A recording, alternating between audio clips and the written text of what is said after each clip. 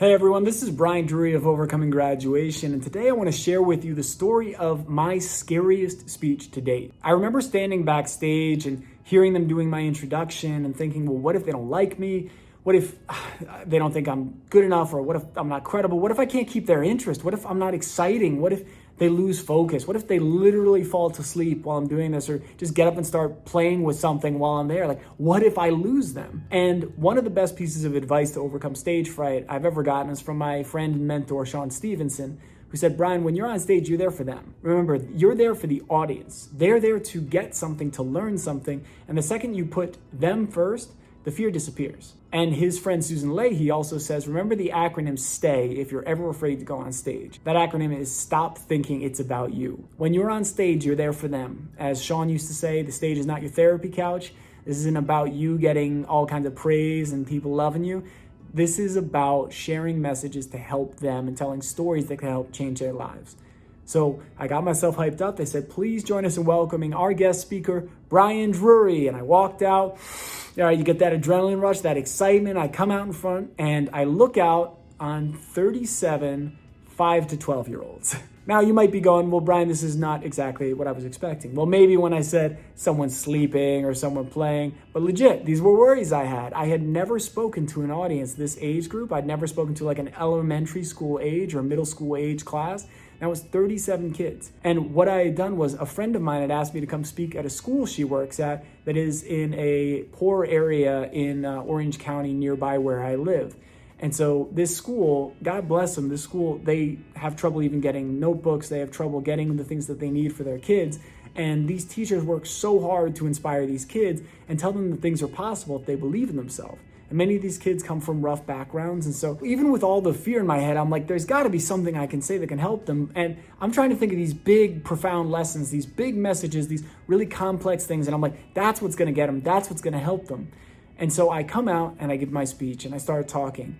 And one thing that Sean taught us that I'll never forget is the power of engagement.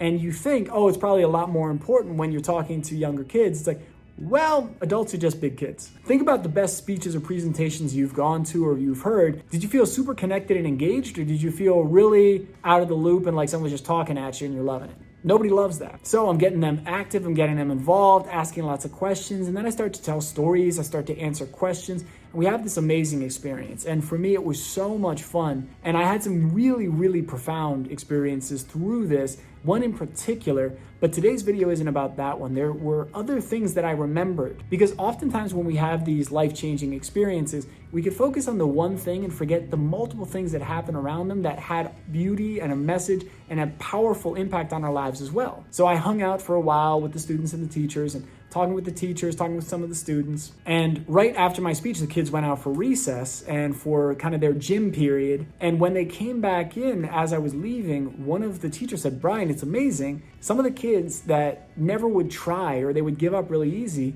were trying again. They were doing it. They were saying, hey, no, I can do this. I was like, really? He goes, yeah. They were like, no, it's okay. I just have to try again and practice and I'll get better. And then they would try again. And these were kids that never normally did that. And this is where I realized, well, wait a second. Just telling them you can get better at something, that's the message that broke through. That of course you can get better when you practice. To me, I'm like, of course, everybody believes that, right? But not everyone hears that. Not everyone knows that. Not everyone's been told that. And if you're a kid and that your whole life you've been told, hey, this is who you are, you need other voices and you need other role models. You need other people to inspire you or to give you or present you a different reality. So when I heard that, just knowing that me saying you can do it, when a kid said, this is my dream job, and I said, you could do that. And they go, really? And I'm like, yeah. And I go, was that the first time they ever heard this? Now, I don't know, but it could be. So the reason I told this story today, we may think that we need all of this amazing stuff and all of these amazing tricks and all of this cool content, these facts and data and statistics to really connect with and wow an audience. But sometimes it's just about connecting and being there and being present and really being vulnerable and being real. Human connection doesn't stop or begin when you're an adult. I've spoken to audiences of all different ages. You'd be amazed what young kids pick up on that you wouldn't expect. You might think, oh, this might be more for the older audiences. What I found is when you speak to your audiences in a similar way, sure, you might change some of the words you use or some of the stories you tell,